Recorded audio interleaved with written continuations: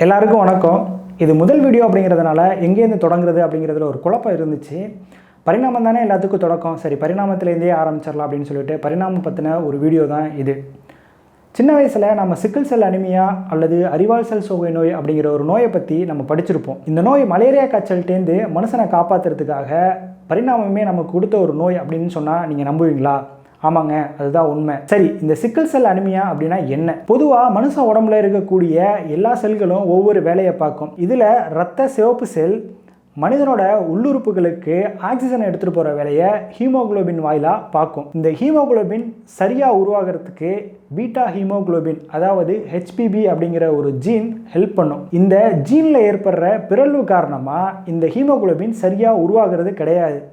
இப்படி சரியாக உருவாகாத ஹீமோகுளோபின் இரத்த சிவப்பு செல்லோட அமைப்பை தட்டையாலேருந்து அரிவாள் போன்ற அமைப்பாக மாற்றிடுது. இப்படி அரிவாள் போன்ற அமைப்பாக மாறின இரத்த சிவப்பு செல் சீக்கிரமே வலுவிழந்து அதோட எண்ணிக்கை குறையிறதுனால நமக்கு இரத்த சோகை ஏற்படுது. அதுதான் அரிவாள் செல் சோகை நோய். சரி, இதுக்கும் மலேரியாவுக்கும் என்ன சம்பந்தம்? அதுக்கு முதல்ல மலேரியா எப்படி உருவாகுதுன்னு நம்ம தெரிஞ்சுக்கணும். மலேரியா பிளாஸ்மோடியம் ஒட்டுண்ணிகளால் மனுஷனுக்கு ஏற்படுது. கொசுவுக்கிட்டேருந்து மனுஷனுக்கு பரவுற இந்த பிளாஸ்மோடியம் ஒட்டுண்ணிகள் மனுஷனோட இரத்த சிவப்பு செல்களில் உட்புகுந்து அதை ஆக்கிரமித்து அங்கேயே பல்பெருகி மனுஷனோட நோய் தடையாப்பு மண்டலத்தை தாக்கி மலேரியா காய்ச்சலாக உருவெடுக்குது.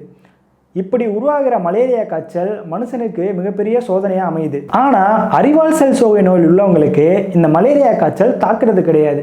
ஏன் அப்படின்னா தட்டையாக உருவாக வேண்டிய இரத்த சிவப்பு செல் அறிவால் போன்ற அமைப்பில் உருவாகிறதுனால மலேரியா ஒட்டுண்ணினால் அங்கே பல்பெருகி வளர முடிகிறது கிடையாது. இப்படி மலேரியா ஒட்டுண்ணி இரத்த சிவப்பு செல்லில் உட்புகுந்தாலும் ஏற்கனவே அறிவால் போன்ற அமைப்பில் இருக்கிறதுனால நோய் தடையாப்பு மண்டலமே இரத்த சிவப்பு செல்லோடு சேர்த்து இந்த ஒட்டுண்ணியையும் மண்ணீரலுக்கு எடுத்துகிட்டு போயிட்டு அழிச்சிடுது. இதனால் சிக்கிள் செல் அனிமியா நோயினால் பாதிக்கப்பட்டவங்களுக்கு மலேரியா காய்ச்சல் உருவாகிறது கிடையாது. சரி, இந்த தொடர்பை நாம் எப்படி கண்டுபிடிச்சோம்? பொதுவாக வெப்பமண்டல நாடுகளில் கொசுக்கள்னால் பரவக்கூடிய நோய்கள் அதிகமாக இருக்கும். எடுத்துக்காட்டாக ஆப்பிரிக்க நாடுகள்லையும் கிழக்காசிய நாடுகள்லையும் கொசுக்கள்னால் பரவுகிற நோய்கள் எண்டமிக்காக இருக்கத்தான் செய்யுது. தொடக்க காலங்களில் மலேரியா காய்ச்சல் ஏற்பட்டுச்சு அப்படின்னா நிச்சயமாக சாவு உறுதி. இப்படி மனுஷனால் எதிர்கொள்ள முடியாத நோயாக மலேரியா இருக்கிறப்போ இயற்கை அதாவது பரிணாமமே சிக்கிள் செல் அனிமியா அப்படிங்கிற ஒரு நோயை உற்பத்தி செஞ்சு மனுஷனுக்கு கொடுத்து மலேரியா கிட்டேருந்து நம்மளை பாதுகாத்துச்சு. இது எத்தனை சிறப்பான விஷயம்! என்னதான் சிறப்பான விஷயமா இருந்தாலும் சிக்கிள் செல் அனிமியா அப்படிங்கிற நோயினால் ஏற்படக்கூடிய விளைவுகள் ரொம்பவே மோசமானதாக இருக்குது. இதனால் ஏற்படக்கூடிய வலியிலேருந்து நோய் தடையாப்பு மண்டலம் சார்ந்த பிரச்சனைகளாக இருக்கட்டும் அவங்களோட வாழ்க்கையே கொஞ்சம் சிக்கலானதாக மாற்றி அமைக்குது. இதன் மூலமாக எவல்யூஷனரி அடாப்டேஷன் எனும் சூழலுக்கேற்றவாறு தன்னை தகவமைத்து கொள்ளும் பண்பை நம்ம புரிஞ்சு கொள்ள முடியும். இந்த காலகட்டத்துக்கு நம்மக்கிட்ட மலேரியாவை எதிர்கொள்கிறதுக்கான பல்வேறு சிகிச்சை முறைகள் இருக்குது.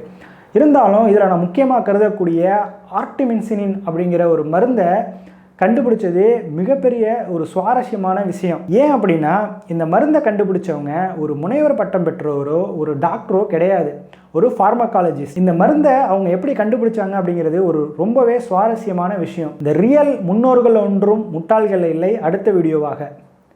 இந்த மாதிரி நான் வீடியோவை தொடர்ந்து பதிவு பண்ணணும்னு எதிர்பார்த்தீங்கன்னா எனக்கு சப்போர்ட் பண்ணுங்கள். நன்றி.